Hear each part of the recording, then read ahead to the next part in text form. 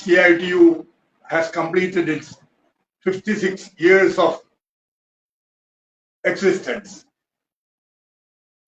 CITU, as we all know, was formed on 30th May 1970. It was a situation that threatened the capacity to struggle of the working class in India because of the various diversions or failures that have been taking place in the working class movement of the country. And during this 56 years of existence, CITU has proved that the decision to form a new trade union center in the month of May was perfectly correct decision that took the Indian working class to a mode of heightened struggles and activities. I was one of the participants in the formation of the Center of Indian Trade Unions, CITU, as a class-oriented organization upholding the banner of class struggle and the unity of the working class. From the early 60s onwards, a dispute or a type of discussion that was going on within the then existing AITUC, the first central trade union of the country, about its attitude to the struggle of the working class, about the attitude towards the ruling class of the country, against the attitude of the towards the unity of the working class. From early 60s, this was going on, and various efforts by the leaders who questioned the policy framework of the then existing leadership wanted unity on the basis of a class-based ideology. All the efforts on that failed, and it was in such a juncture when the working class in the country was on the move and struggled, the then leadership could not act to the needs of the time, especially after the general elections in 1967, when about 7 states the Congress party was defeated, and in 2 states a left-led state government came into existence, all United Front governments in West Bengal and in Kerala. In Tamil Nadu also, a regional party for the first time came into power. In various other states, various other formations with rightist leanings had formed governments. And the workers, especially in Bengal, Kerala, and Tamil Nadu, had expected some changes. And it was true to the class orientation that in West Bengal and Kerala, the leadership of the government supported the struggles of the workers. But in Tamil Nadu, the experience was different. That is nothing to be explained now at this present juncture, because our effort now is to concentrate on a few points. It is in such a situation that the leadership, the then existing leadership, they were not in favor of the struggles, especially in the public sector or even in private sector. But the expectation after the 1967 election among the workers was such, and all the impact of the crisis was being put on the shoulders of the working class. And 67, 68, 69, like that, many struggles were going on. New struggles of forms emanated. The Garao in West Bengal and various other struggles. And severe attack was there on the working class, and the government, United Front government in West Bengal was dismissed. Again, an election was held, and again that United Front government came into force. And by 1970, the second government was also dismissed. By that time in Kerala also, the 1967 government led by Comrade E.M.S. Namboodiripad at that time was dismissed, or actually some of the parties, including left parties, withdrew their support to the government. In Tamil Nadu, the government started following the old principle of the Congress government.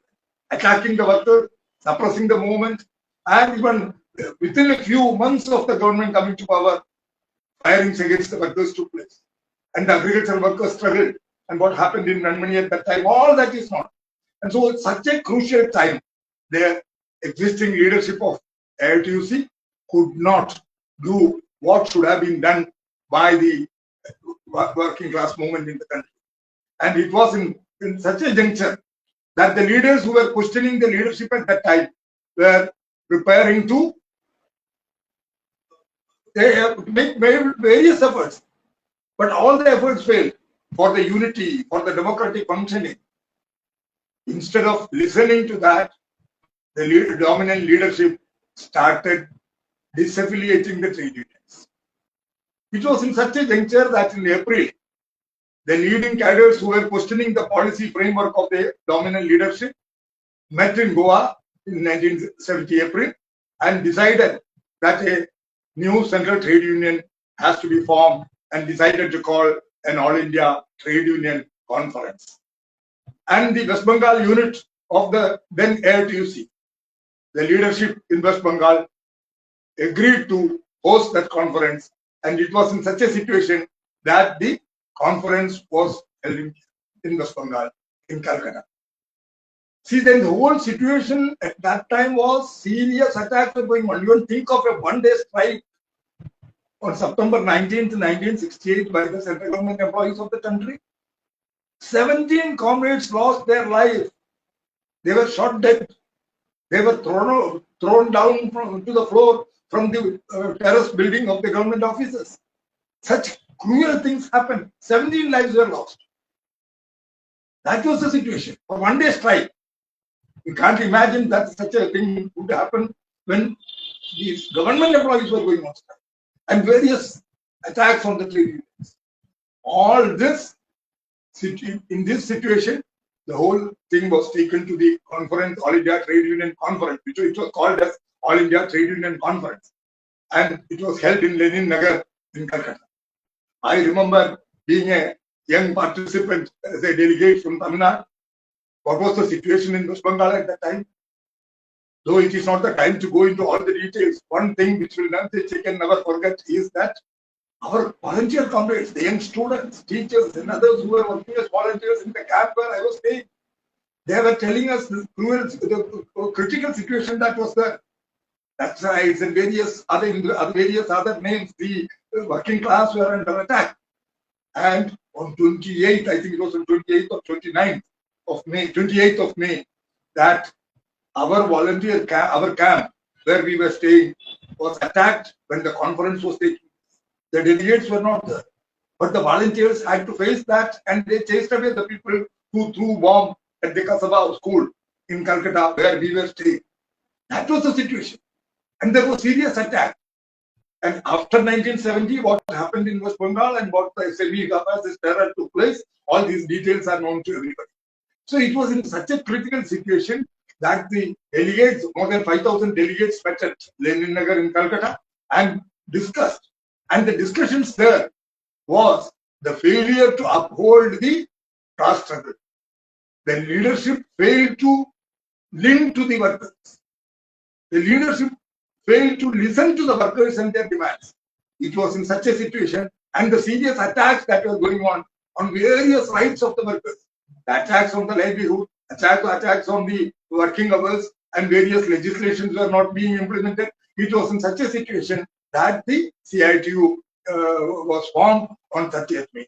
I remember the serious discussions.